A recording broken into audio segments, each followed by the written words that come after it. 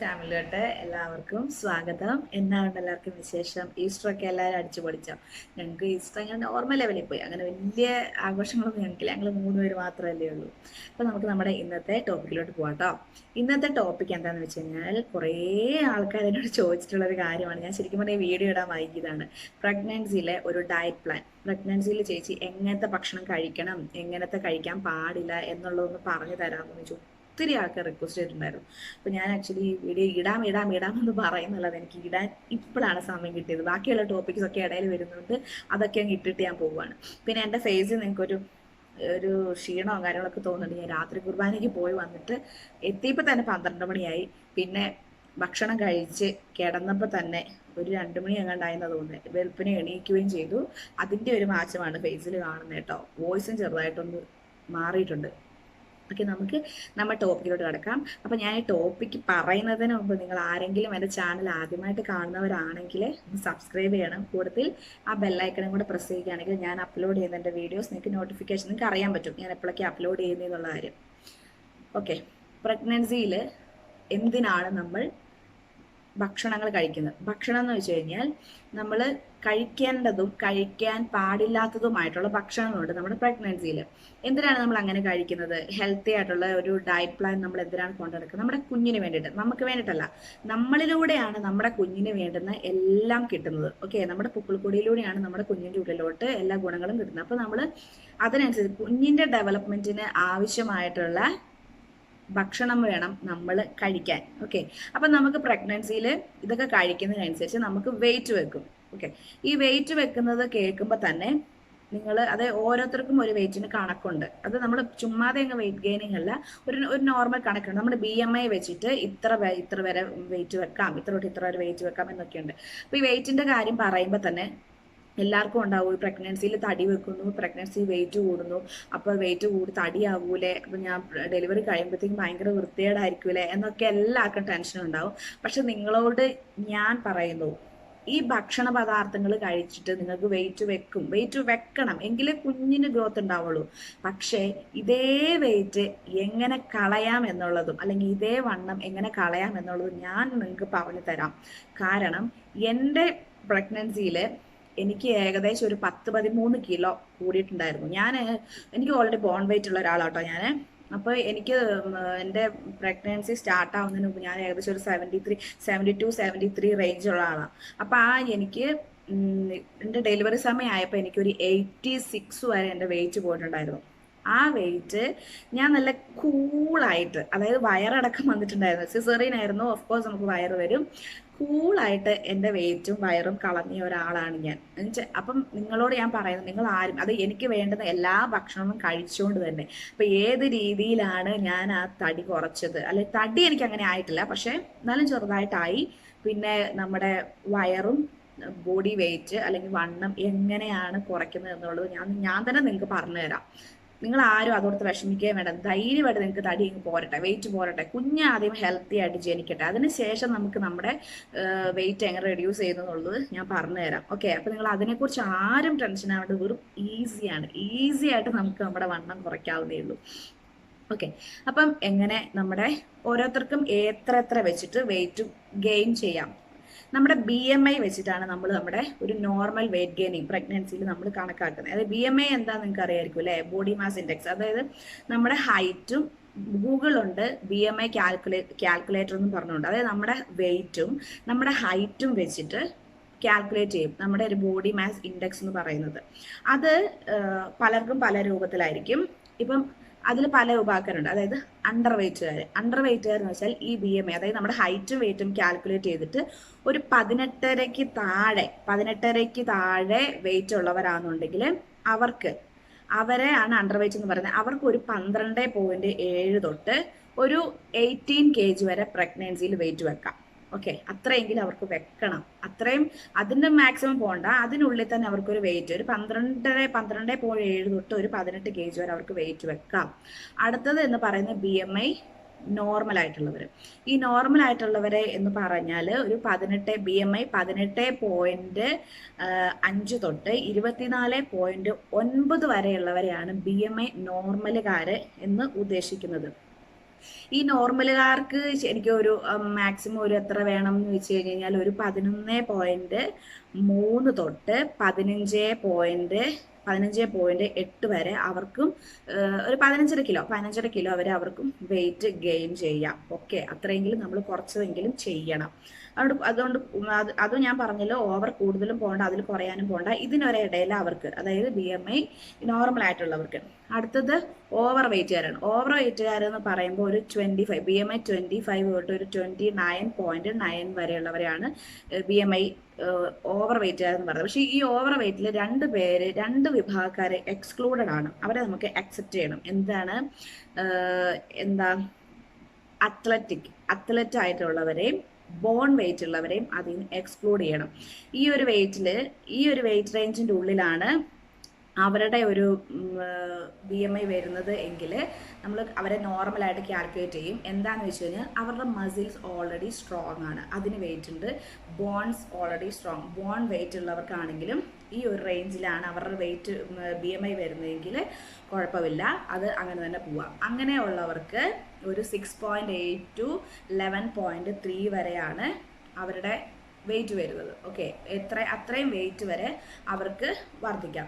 പിന്നെ ഉള്ളത് എന്താ അവർ പറയുന്നത്, BMI 30ക്ക് മുകളിലുള്ളവർ, അവരെ ശരിക്കും പറഞ്ഞാൽ അവർ ഓവർ വെയിറ്റിനേക്കാൾ അങ്ങേയറ്റമുള്ളവരാട്ടോ. അപ്പം BMI ഒരു 30 എബോവ് ഉള്ളവരാണെങ്കിൽ അവർക്കൊരു 5 to 9 kg വരെ അവരുടെ പ്രഗ്നൻസിയിൽ വെയിറ്റ് വെക്കാം. അത്രയും വെച്ചാൽ മതി. ഓക്കെ, അത്രയും വെയിറ്റ് ഉള്ള BMI അത്രയുള്ളവർ അത്രയും വെയിറ്റ് വെച്ചാൽ മതി. അപ്പം ഈ ഒരു വെയിറ്റ് ഗെയിനിങ് നമ്മുടെ പ്രഗ്നൻസിയിൽ നമ്മൾ ഒന്നും ബാലൻസ് ചെയ്തുകൊണ്ട് പോകണം. അപ്പം BMI കാൽക്കുലേറ്റർ നെറ്റിലുണ്ട്, അത് നിങ്ങൾ അതിൽ വെച്ച് കാൽക്കുലേറ്റ് ചെയ്യുക. അപ്പം അങ്ങനെ നിങ്ങളുടെ BMI നിങ്ങൾ കാൽക്കുലേറ്റ് ചെയ്യാം. അപ്പം ഈ ഒരു വെയിറ്റ് നമുക്ക് ഗെയിൻ ചെയ്യണം. ഇനി എന്ത് വേണം? ഇത്രയും കഴിഞ്ഞ് കഴിഞ്ഞപ്പോഴേക്കും അപ്പം ഞാൻ പറഞ്ഞ വെയിറ്റ് കൂടി എന്ന് പറഞ്ഞാൽ നിങ്ങൾ ആരും പേടിക്കണം. നിങ്ങൾക്ക് വെയിറ്റ് ഉണ്ടെങ്കിൽ കുഞ്ഞിന് വെയിറ്റ് വെക്കൂ. കുഞ്ഞിന് വെയിറ്റ് വെച്ചാൽ ഹെൽത്തി ആയിട്ടുള്ളൊരു ബേബീനെ നിങ്ങൾക്ക് കിട്ടും. വെയിറ്റ് കുറവുള്ള കുഞ്ഞാണെങ്കിൽ കുഞ്ഞിൻ്റെ ഇമ്മ്യൂൺ സിസ്റ്റത്തിനായിക്കോട്ടെ, അല്ലെങ്കിൽ പ്രീമച്യൂർഡ് ആവാൻ സാധ്യതയുണ്ട്. അങ്ങനത്തെ കുറേ പ്രശ്നങ്ങളുണ്ട്. അപ്പോൾ നമ്മൾ നമ്മുടെ കുഞ്ഞിന് വേണ്ടി നല്ല ഭക്ഷണം കഴിക്കുക. എങ്ങനത്തെ കഴിക്കണം? ഇനി എങ്ങനത്തെ ഭക്ഷണങ്ങൾ നമ്മൾ കഴിക്കണം? ഓക്കെ, അപ്പം അതിൽ ഒന്നാമത്തെ കാര്യം എന്ന് പറയുന്നത്, കുറഞ്ഞത് നമ്മൾ ഒരു ദിവസം ഏതൊക്കെ ടൈപ്പ് ഫുഡ് നാട്ടാൻ പറയുന്നത്, കുറഞ്ഞത് ഒരു ദിവസം നമ്മൾ 8 ഗ്ലാസ്സെങ്കിലും വെള്ളം കുടിക്കാം.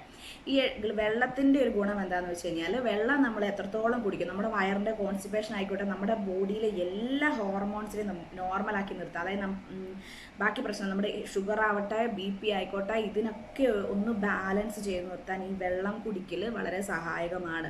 ഈ പറഞ്ഞ പ്രഗ്നൻസിയിൽ വരുന്ന ഏറ്റവും വലിയൊരു പ്രശ്നമാണ് യൂറിൻ ഇൻഫെക്ഷൻ എന്ന് പറയുന്നത്. അതുവരെ നമ്മൾ ഈ വെള്ളം കുടിച്ചാൽ നമുക്ക് വരാതിരിക്കും.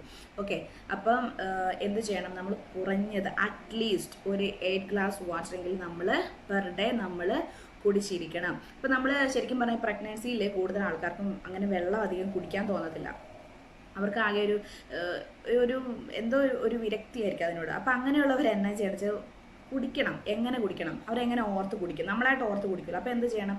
നമ്മൾ അങ്ങോട്ടും ഇങ്ങോട്ടും നടക്കുന്ന വഴിയിൽ എവിടെയെങ്കിലും ആയിട്ടൊരു ഒരു ജഗ്ഗിലൊക്കെ വെള്ളം എടുത്ത് വെച്ചേക്കുക. ഒരു 8 ഗ്ലാസ് വെള്ളം എടുത്ത് വെച്ചേക്കുക. അപ്പോൾ നമ്മൾ അങ്ങോട്ടും ഇങ്ങോട്ടും നടക്കുന്ന സമയത്ത് നമുക്ക് ഇത് കാണുമ്പോൾ തന്നെ ഓർമ്മ വരും, നമ്മൾ വെള്ളം അവിടെ ഇരിപ്പുണ്ടല്ലോ, കുടിച്ചില്ലോ എന്ന് ഓർക്കുമ്പോൾ നമ്മൾ അങ്ങനെ അങ്ങോട്ടും ഇങ്ങോട്ടും നടക്കുന്ന സമയത്ത് ഓരോ എടുത്ത് കുടിച്ചെങ്കിൽ തന്നെ ഒരു ദിവസം കൊണ്ട് ഒരു 8 ഗ്ലാസ് വെള്ളം, 8 ഗ്ലാസ് കൂടി നിർത്തുമ്പോൾ ഒരു കുഴപ്പമില്ല കേട്ടോ, കുറയാതിരുന്നാൽ മതി.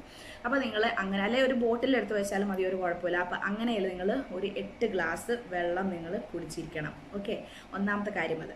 രണ്ടാമത്തെ കാര്യം എന്ന് പറയുന്നത്, നന്നായി ഫ്രൂട്ട്സ് ആൻഡ് വെജിറ്റബിൾസ് കഴിക്കുക. രണ്ടാമത്തെ കാര്യം അത്. മൂന്നാമത്തെ കാര്യം എന്ന് പറഞ്ഞു കഴിഞ്ഞാൽ, ഹോൾ ഗ്രെയിൻ പ്രോഡക്ട്സിലെ, അതായത് നമ്മുടെ ഓട്സ് ആയിക്കോട്ടെ, ബ്രൗൺ റൈസ് ആയിക്കോട്ടെ, ഇതൊക്കെ കഴിക്കണം. ഈ ഹോൾ ഗ്രെയിൻ പ്രോഡക്ട്സ് നമ്മൾ കഴിച്ചാൽ എന്താണ് ഗുണം?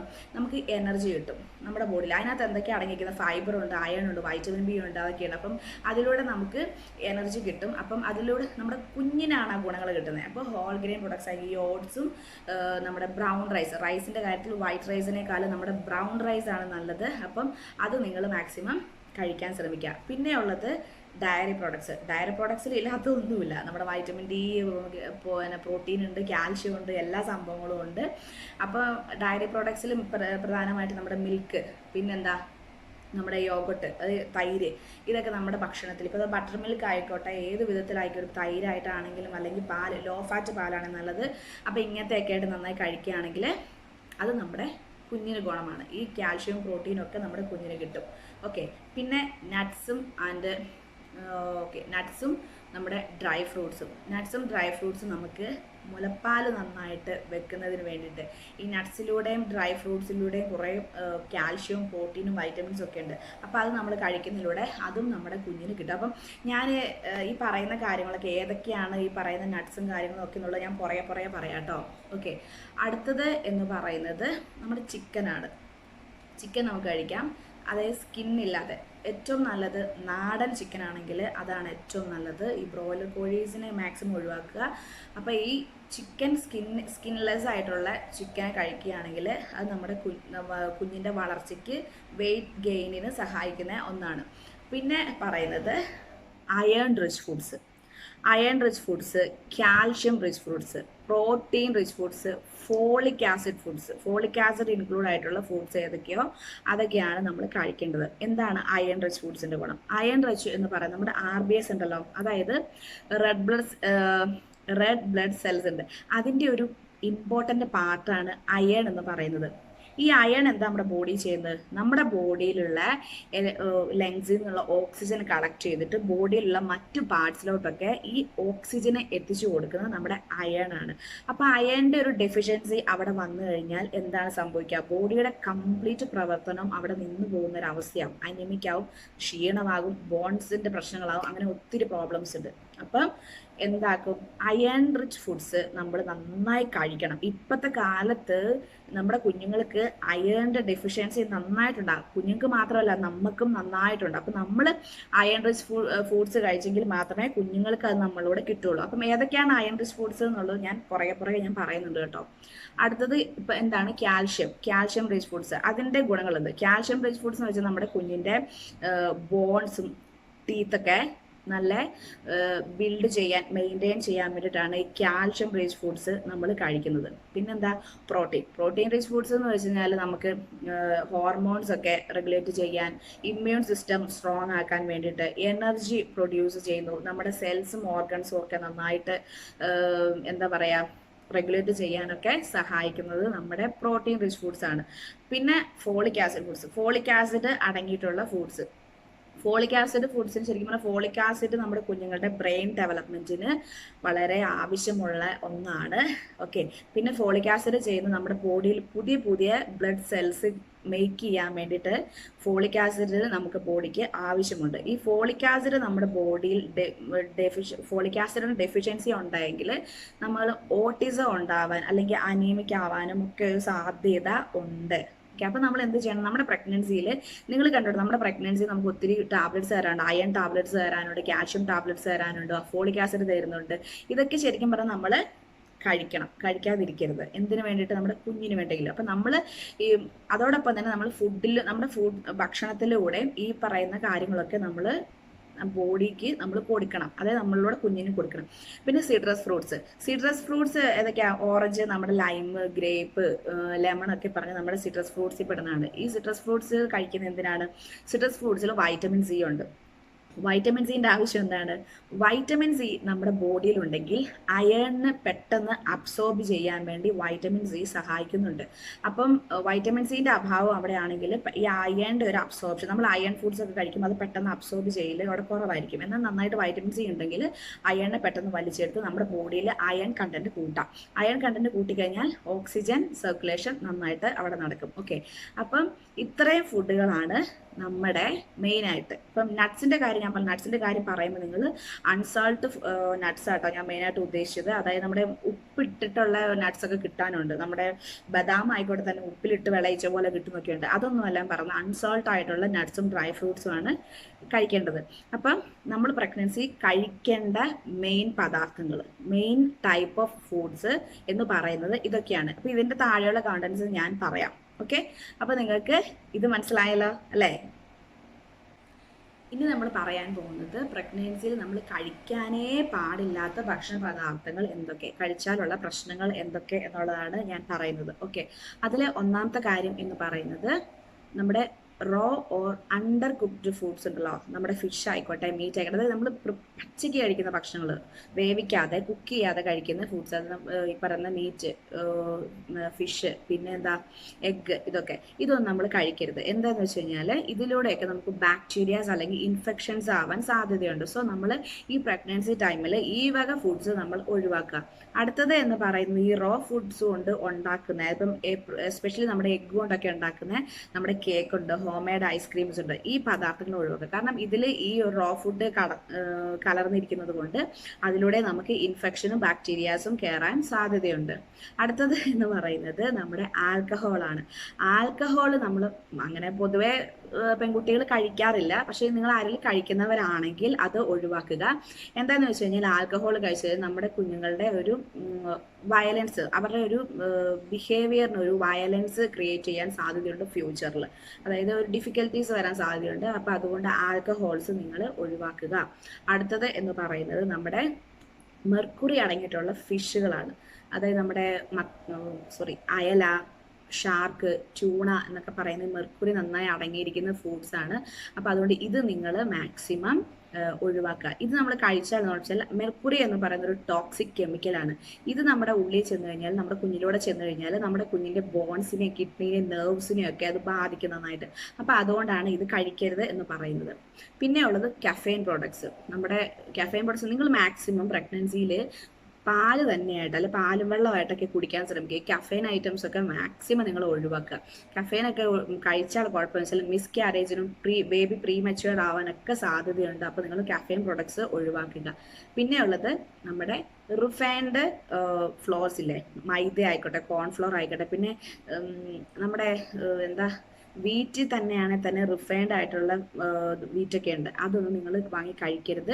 അതൊക്കെ നമ്മുടെ കുഞ്ഞുങ്ങളുടെ ബോഡിക്ക് വളരെ, കാരണം റിഫൈൻ, അതായത് കറക്റ്റ് ആയിട്ടുള്ള, അതായത് റിഫൈൻ ചെയ്തെടുത്ത് ആയതുകൊണ്ട് സംഭവം നമുക്ക് എന്താ പറയുക, ശുദ്ധിയുള്ളതാണോ നമുക്കറിയത്തില്ല. അപ്പോൾ ആ ഒരു ദോഷം നമ്മുടെ കുഞ്ഞുങ്ങളുടെ ബോഡിയിലോട്ട്, നമ്മളിലൂടെ നമ്മുടെ കുഞ്ഞിൻ്റെ ബോഡിയിലോട്ട് എത്തും.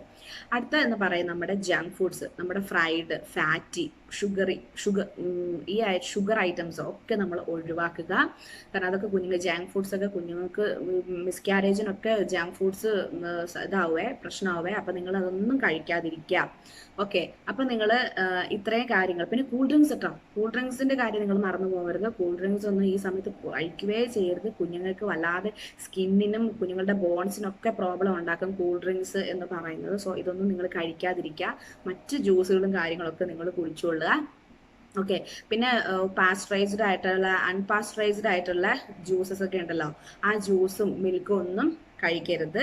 ഇത്രയും കാര്യങ്ങൾ. പിന്നെ ഒരു കാര്യം ഞാൻ മെയിനായിട്ട് പറയാൻ പറ്റും, നിങ്ങൾ ആരെങ്കിലും നിങ്ങളുടെ പ്രഗ്നൻസിയിൽ ഒരു 2-3 മാസം വരെ അതുവരെ കഴിക്കാത്ത ഏതെങ്കിലും ഒരു ഫുഡ്, ഇപ്പോൾ ഒരു എക്സാമ്പിൾ ഒരു മീൻ ആയിക്കോട്ടെ, എൻ്റെ കാര്യത്തിൽ ഞാൻ പറയാം. ഞാൻ എൻ്റെ ലൈഫിൽ ഇന്നേ വരെ കഴിച്ചിട്ടില്ലാത്ത ഒരു മീന് എൻ്റെ പ്രഗ്നൻസിയിൽ ഞാനൊരു ഒന്ന് കഴിച്ചു നോക്കി. അത് കഴിച്ചപ്പം എനിക്കത് അലർജിക്കായി.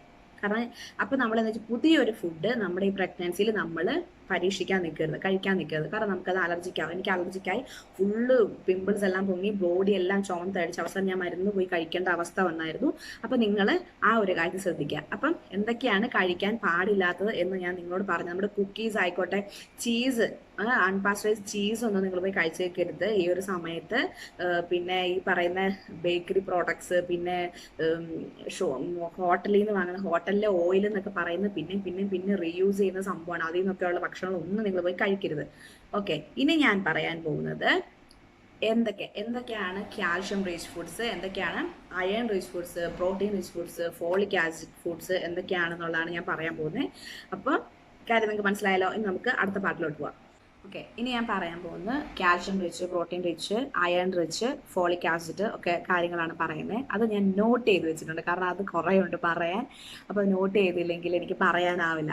അപ്പോൾ നമ്മൾ ആദ്യം തന്നെ പറയാൻ പോകുന്നത് ബെസ്റ്റ് ആയിട്ടുള്ള കാൽഷ്യം റിച്ച് ഫുഡ്സ് ഏതൊക്കെയാണ് നമ്മൾ പ്രഗ്നൻസിയിൽ കഴിക്കേണ്ടത്. ഓക്കെ, അപ്പോൾ ഞാൻ നിങ്ങളുടെ ആദ്യം പറഞ്ഞിട്ടായിരുന്നു കാൽഷ്യം റിച്ച് ഫുഡ്സ് നമ്മൾ പ്രഗ്നൻസിയിൽ കഴിക്കണം എന്നുള്ളത്. അപ്പോൾ ഈ കാൽഷ്യം റിച്ച് ഫുഡ്സിൻ്റെ എന്താണ്, കാൽഷ്യം റിച്ച് ഫുഡ്സ് കഴിക്കുമ്പോഴുള്ള ഗുണങ്ങൾ എന്താണ്? അപ്പോൾ ഞാൻ പറഞ്ഞിട്ടുണ്ട് എന്താണ് നമ്മുടെ കുഞ്ഞിൻ്റെ ബോൺസും ടീത്തും ഒക്കെ ബിൽഡ് ചെയ്യാൻ, മെയിൻറ്റെയിൻ ചെയ്യാൻ ഏറ്റവും ആവശ്യമുള്ളതാണ് നമ്മുടെ കാൽഷ്യം. അപ്പോൾ കാൽഷ്യത്തിൻ്റെ ഗുളിക നമുക്ക് ഡോക്ടേഴ്സ് തരും. പക്ഷേ അതിനോടൊപ്പം തന്നെ നമ്മൾ കാൽഷ്യം റിച്ച് ഫുഡ്സും കൂടെ നമ്മൾ കൂടത്തിൽ കഴിക്കണം. അത് ഏതൊക്കെയാണ്? ഓക്കെ, ഒന്നാമത്തത് നമ്മുടെ അവക്കാഡോ. ഫ്രൂട്ട്സും വെജിറ്റബിൾസും എല്ലാം കൂടെ എല്ലാം മിക്സ് ആക്കിയിട്ടോടെ പറയുന്നത് നമ്മുടെ അവക്കാഡോ. അതൊരു ഫ്രൂട്ടാണ്. അവക്കാഡോ കാൽഷ്യം റിച്ച് ഫുഡാണ്. പിന്നെ ക്യാബേജ്, വെജിറ്റബിളിൻ്റെ കാര്യത്തിൽ ക്യാബേജ്, മൾബറി, ഗൂസ്ബെറി, നമ്മുടെ നെല്ലിക്ക, ഒണിയൻ. ഓക്കെ, ഇതിൽ ഗൂസ്ബെറിൻ്റെ കാര്യം, നെല്ലിക്കേൻ്റെ കാര്യം ഞാനൊന്ന് പറയട്ടെ. നെല്ലിക്ക കഴിച്ചു കഴിഞ്ഞാൽ നന്നായി മുടി വെക്കും എന്നുള്ളൊരു സംസാരമുണ്ട്. അതായത് നമ്മൾ പ്രഗ്നൻസിയിൽ നന്നായി നെല്ലിക്ക ജ്യൂസൊക്കെ കുടിച്ചു കഴിഞ്ഞാൽ കുഞ്ഞുങ്ങൾക്ക് നല്ല മുടി വെക്കും എന്നുള്ളത് വെറും പൊട്ടത്തരാട്ടോ. അത് വിശ്വസിച്ചിട്ട് ആരും പോയി കഴിക്കാൻ നിൽക്കരുത്. കാരണം നെല്ലിക്ക ജ്യൂസ് ഒത്തിരി കുടിച്ച ആളാണ് ഞാൻ. എൻ്റെ പ്രഗ്നൻസിയിൽ എൻ്റെ മോനെ തല മൊട്ടയായിരുന്നു, വിരലിലെണ്ണാവുന്ന മുടിയേ ഉണ്ടായിരുന്നുള്ളൂ. ഓക്കെ, അപ്പോൾ നിങ്ങൾ നെല്ലിക്കയുടെ കാര്യത്തിൽ അത് ഓർക്കാം കേട്ടോ. പിന്നെ നമ്മുടെ ലോ ഫാറ്റ് ആയിട്ടുള്ള ചീസ് നമുക്ക് കാൽഷ്യം റിച്ച് ഫുഡാണ്. ബ്രോക്കോളി വളരെ നല്ലതാണ്. പക്ഷേ ഈ ബ്രോക്കോളി നമ്മുടെ നാട്ടിൽ കിട്ടില്ല, ഈ പുറത്തൊക്കെ കിട്ടത്തുള്ളൂ. ഓക്കെ, ബ്രോക്കോളി നിങ്ങൾക്ക് എന്താ പറയുക, ഒരു പച്ച കളർ നമ്മുടെ കോളിഫ്ലവർ പോലെ ഇരിക്കും, പക്ഷേ നല്ല ഡാർക്ക് ഗ്രീൻ കളറും ആയിരിക്കും. പിന്നെ നമ്മുടെ ഗ്രീൻ ബീൻസ് എന്ന് വെച്ച് കഴിഞ്ഞാൽ വളരെ നല്ലൊരു സംഭവമാണ്. അത് മുളപ്പിച്ചത് പിന്നെ ഈ ഗ്രീൻ ബീൻസ് നമ്മുടെ ക്ഷീണവും എന്താ പറയുക ഡിപ്രഷനും പിന്നെന്താ അങ്ങനത്തെ ഓരോ കാര്യങ്ങളൊക്കെ അവോയ്ഡ് ചെയ്യാൻ സഹായിക്കുന്നതാണ് ഗ്രീൻ ബീൻസ് എന്ന് പറയുന്നത്. പിന്നെ നമ്മുടെ എള്ള് നമുക്ക് എള്ളുണ്ടയായിട്ടൊക്കെ കഴിക്കാം. എള്ള് വളരെ നല്ലതാണ് നമ്മുടെ ഈ സമയത്ത്. അത് കാൽഷ്യം റിച്ച് ഫുഡാണ് അതൊക്കെ. പിന്നെ നമ്മുടെ ബ്ലാക്ക് ഐസ് പീസ് അറിയാം നിങ്ങൾ, ഒരു വെള്ള കളറിൽ അതിലിങ്ങനെ ഒരു പയറ് തന്നെ ആ പീസ് നിങ്ങൾക്കറിയാം. ബ്ലാക്ക് ഐസ് പീസ് പറഞ്ഞ് നിങ്ങൾ നെറ്റ് സെർച്ച് ചെയ്യാം, അപ്പോൾ നിങ്ങൾക്ക് കണ്ടാൽ മനസ്സിലാവും. അപ്പോൾ ബ്ലാക്ക് ഐസ് പീസ് ഉണ്ട്, ആൽമണ്ട്സ്, ഓറഞ്ച്. പിന്നെ നമ്മുടെ ഫിഷിൻ്റെ കാര്യത്തിൽ മത്തി നിങ്ങൾ അവോയ്ഡ് ചെയ്ത്, മത്തി ഫ്രൈ ചെയ്ത് കഴിക്കുന്നത് നല്ലത്, കറി വെച്ച് കഴിക്കുന്നതാണ് കേട്ടോ, അതിൻ്റെയാണ് ഗുണം കൂടുതൽ. അപ്പം കാൽഷ്യം റിച്ച് ഫുഡ്സിൽ ഇതാണ് മെയിനായിട്ടുള്ള കാര്യങ്ങൾ. അപ്പോൾ ഇത്രയും കാര്യങ്ങൾ നിങ്ങൾക്ക് മനസ്സിലായി. ഇനി ഞാൻ പറയാൻ പോകുന്നത് പ്രോട്ടീൻ റിച്ച് ഫുഡ്സ് ഏതൊക്കെയാണെന്നുള്ളതാണ്. ഈ പ്രോട്ടീൻ റിച്ച് ഫുഡ്സിൻ്റെ ഗുണങ്ങൾ എന്തൊക്കെയാണ്? നമ്മുടെ സെൽസും ഓർഗൻസും എല്ലാം റെഗുലേറ്റ് ചെയ്യാൻ വേണ്ടി, സ്ട്രോങ് ആക്കി എടുക്കാൻ വേണ്ടി സഹായിക്കുന്നതാണ് നമ്മുടെ പ്രോട്ടീൻ റിച്ച് ഫുഡ്സ്. നമുക്ക് എനർജി തരും. പിന്നെന്താ, ഇമ്മ്യൂൺ സിസ്റ്റം നന്നായിട്ട് ബൂസ്റ്റ് ചെയ്യിക്കും. നമ്മുടെ ഹോർമോൺസ് ഒക്കെ ബാലൻസ് ചെയ്ത് നിർത്താൻ ഈ പ്രോട്ടീൻ റിച്ച് ഫുഡ്സ് വളരെയധികം സഹായിക്കും കേട്ടോ. അപ്പോൾ ഈ പ്രോട്ടീൻ റിച്ച് ഫുഡ്സിൽ കഴിക്കേണ്ടത് നമ്മുടെ ബീൻസ്, പിന്നെ നട്ട്സ്, ലോ മെർക്കുറി ആയിട്ടുള്ള സീ ഫുഡ്സ്. ഞാൻ പറഞ്ഞാൽ നമ്മുടെ അയല, ഷാർക്ക്, ചൂണ ഒക്കെ ഒഴിവാക്കിയിട്ടുള്ള മത്തി, ആ പറഞ്ഞ ഐറ്റംസ് ഒക്കെയാണ് കഴിക്കാൻ പറ്റുന്നത്. അപ്പം ലോ മെർക്കുറി ആയിട്ടുള്ള സീ ഫുഡ്സ് ഒക്കെ നമുക്ക് കഴിക്കാം. പിന്നെ എഗ്ഗ് ബോയിൽ ചെയ്തിട്ട് കഴിക്കാനാട്ടോ ഉദ്ദേശിക്കുക, അല്ലെങ്കിൽ കറി വെച്ചിട്ട് കഴിക്കാം. Egg, red meat. അപ്പം ഇതൊക്കെ പ്രോട്ടീൻ റിച്ച് ഫുഡ്സ് ആണ്. ഓക്കെ, അടുത്തത് എന്ന് പറയുന്നത് അയൺ റിച്ച് ഫുഡ്സ് ആണ്. അയൺ റിച്ച് ഫുഡ്സിൻ്റെ ഇമ്പോർട്ടൻ്റ് എന്താണ് ഞാൻ പറഞ്ഞു. അയൺ എന്ന് പറഞ്ഞാൽ അയൺ ഡെഫിഷ്യൻസി നമുക്കും നമ്മുടെ കുഞ്ഞുങ്ങൾക്കും വല്ലാണ്ട് പ്രശ്നം ഉണ്ടാക്കുന്ന ഒരു കാര്യമാണ്. ഞാൻ അയണിൻ്റെ ഒരു ഡെഫിഷ്യൻസിൻ്റെ ഒരു ടോപ്പിക്കാണ് ഞാൻ ഇടാൻ വരുന്നുണ്ട്. അപ്പം അയൺ ഡെഫിഷ്യൻസി വന്നു കഴിഞ്ഞാൽ ഞാൻ പറഞ്ഞല്ലോ, റെഡ് ബ്ലഡ് സെൽസിൻ്റെ ഒരു മെയിൻ പാർട്ടാണ് നമ്മുടെ ഈ അയൺ എന്ന് പറയുന്നത്. ബോഡിയിൽ എല്ലായിടത്തോട്ടും ശരീരത്തിൽ നിന്ന് ഓക്സിജൻ എത്തിക്കുന്നത് നമ്മുടെ അയൺ ആണ്. അപ്പോൾ അയൺ ഇല്ലെങ്കിൽ നിങ്ങൾ ചിന്തിച്ച് നോക്കണം, ആ ഒരു സർക്കുലേഷൻ തന്നെ അവിടെ നടക്കുന്നില്ല. അപ്പോൾ നിങ്ങൾ അയൺ റിച്ച് ഫുഡ്സ് നമ്മൾ നന്നായിട്ട് നമ്മുടെ പ്രഗ്നൻസി കഴിക്കുക. തരുന്ന അയൺ ടാബ്ലറ്റ്സ് നിങ്ങൾ മിസ്സാക്കരുത്. നിങ്ങൾ അത് നന്നായി കഴിച്ചേ പറ്റുള്ളൂ. അപ്പോൾ ഏതൊക്കെയാണ് അയൺ റിച്ച് ഫുഡ്സ്? നമ്മുടെ നാടൻ ചിക്കൻ ആണെങ്കിൽ അത്രയും നല്ലത്. സ്കിൻ ഒഴിവാക്കി, ബ്രോയിലർ മറ്റതൊക്കെ കഴിക്കുന്നെങ്കിൽ സ്കിൻ ഒഴിവാക്കി കഴിക്കുക. ഇതൊക്കെയാണ് അയൺ റിച്ച് ഫുഡ്സ് ലിസ്റ്റ് ഞാൻ പറയാം. അടുത്തത് ലിവർ ഒരു ബെസ്റ്റ് സാധനം കേട്ടോ. നമുക്ക് മാത്രമല്ല, നമ്മുടെ ബീഫിൻ്റെ ലിവറൊക്കെ ഇല്ലേ, ചിക്കൻ ലിവർ കഴിക്കാൻ ഞാൻ പറഞ്ഞു. നാടൻ കോഴിയാണെങ്കിൽ ഒക്കെ കഴിക്കാം, പക്ഷെ നമ്മുടെ ബ്രോയിലർ കോഴിയുടെ ആണെങ്കിൽ ലിവർ കഴിച്ചേക്കരുത്. അതിലാണ് അതിൻ്റെ എല്ലാ ദോഷവും ചെന്ന് കയറിയിരിക്കുന്നത്. മറ്റേ നമ്മുടെ ബീഫിൻ്റെ ലിവർ ആണെങ്കിൽ ഈ പറയുന്നത് ഞാൻ എൻ്റെ പ്രഗ്നൻസിയിലും എൻ്റെ ഡെലിവറിക്ക് ശേഷവും ഞാൻ കഴിച്ചിട്ടുണ്ട്. ജാൻ അടക്കം ഞാൻ കൊടുക്കുന്നുണ്ട്. വെയിറ്റ് ഗെയിനിങ്ങിനും ഹെൽത്തി ആവാനും സഹായിക്കുന്നത്. ഇന്നും കൂടെ ഞാൻ ഉണ്ടാക്കി വെച്ചിട്ടുണ്ട്. അത്രയും നല്ല സംഭവമാണ് ലിവർ എന്ന് പറയുന്നത്. ലിവർ നിങ്ങൾക്ക് എത്ര വേണം കഴിക്കാം കേട്ടോ.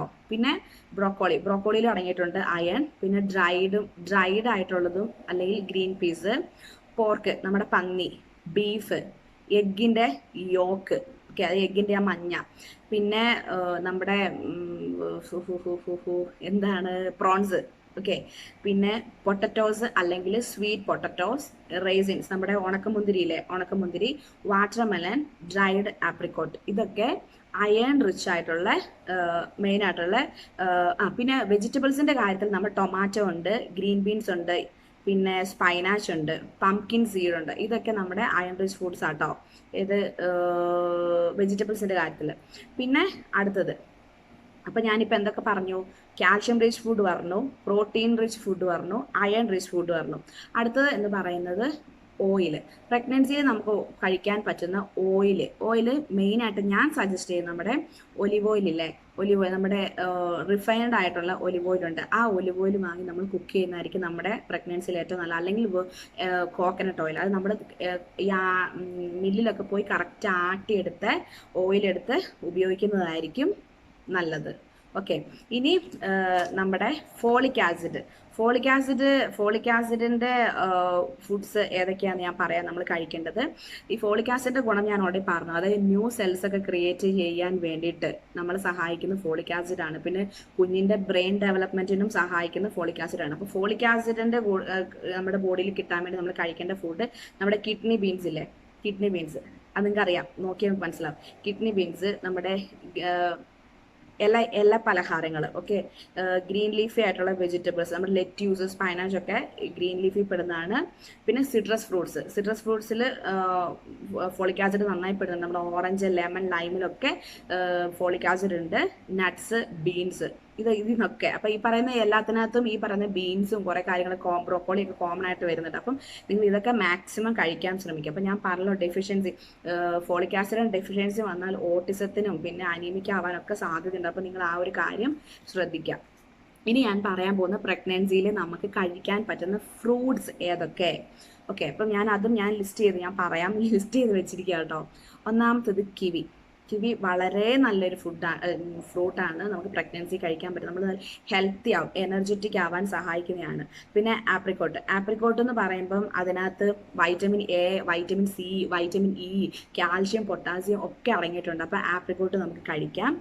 പിന്നെ മാംഗോയിൽ വൈറ്റമിൻ എയും വൈറ്റമിൻ സി, പിന്നെ എന്താ പറയുക, അങ്ങനെ വൈറ്റമിൻ എയും വൈറ്റമിൻ സിയും ഒക്കെ നന്നായിട്ട് അടങ്ങിയിട്ടുണ്ട്. പിന്നെ എന്താ വെച്ചാൽ വൈറ്റമിൻ എ നമ്മുടെ ബോഡിയിൽ കുറവാണെങ്കിൽ കുഞ്ഞുങ്ങളുടെ ഇമ്മ്യൂൺ സിസ്റ്റം അത്ര കറക്റ്റ് സെറ്റ് ആവാൻ സാധ്യത കുറവാണ്. അപ്പോൾ വൈറ്റമിൻ എ ഒക്കെ നമ്മുടെ ബോഡിയിൽ നന്നായിട്ട് ഉണ്ടാവണം, വൈറ്റമിൻസ് നന്നായിട്ട് ഉണ്ടാവണം. അപ്പോൾ മാംഗോ ഒക്കെ നല്ലതാട്ടോ. മരുന്ന് കുത്തിവെച്ചുള്ള മാംഗോസ് ഒന്നും വാങ്ങി കഴിക്കരുത്. ഇപ്പം മാംഗോൻ്റെ ഒക്കെ സമയമാണ്. അത് അങ്ങനെ കിട്ടുന്നുണ്ടെങ്കിൽ നിങ്ങൾ ഫ്രഷ് ആയിട്ടുള്ള കിട്ടുന്നുണ്ടെങ്കിൽ വാങ്ങി കഴിക്കാം.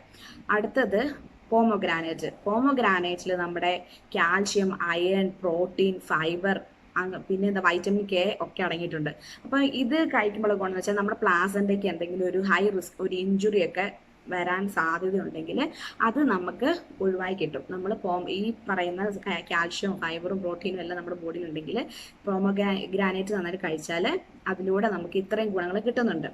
ഓക്കെ. പിന്നെ ഉള്ളത് അവക്കാഡോനകത്ത് vitamin C, vitamin E, vitamin K, vitamin B, potassium എല്ലാം അടങ്ങിയിട്ടുണ്ട്. അപ്പം അവക്കാഡോ കഴിച്ചു കഴിഞ്ഞാൽ ഈ ഗുണങ്ങളാണ് കിട്ടുന്നത്. പിന്നെ പേരയ്ക്ക കഴിച്ചു കഴിഞ്ഞാൽ വൈറ്റമിൻ സി ഉണ്ട്, വൈറ്റമിൻ ഇ ഉണ്ട്. ഈ പേരയ്ക്ക കഴിച്ച വേറൊരു ഗുണമുണ്ട്, നമ്മുടെ കോൺസ്റ്റിപ്പേഷൻ മാറി കിട്ടും കേട്ടോ. പേരയ്ക്ക നന്നായിട്ട് കഴിച്ചു കഴിഞ്ഞാൽ പിന്നെ നമ്മുടെ മസിൽസിന്റെ പെയിൻ ഒക്കെ മാറ്റി മസിൽസ് റിലാക്സ് ചെയ്യാനും പേരയ്ക്ക സഹായിക്കുന്നതാണ്. ഞാൻ പേരയ്ക്ക കഴിച്ചിട്ടുണ്ട്, നല്ലതാട്ടോ.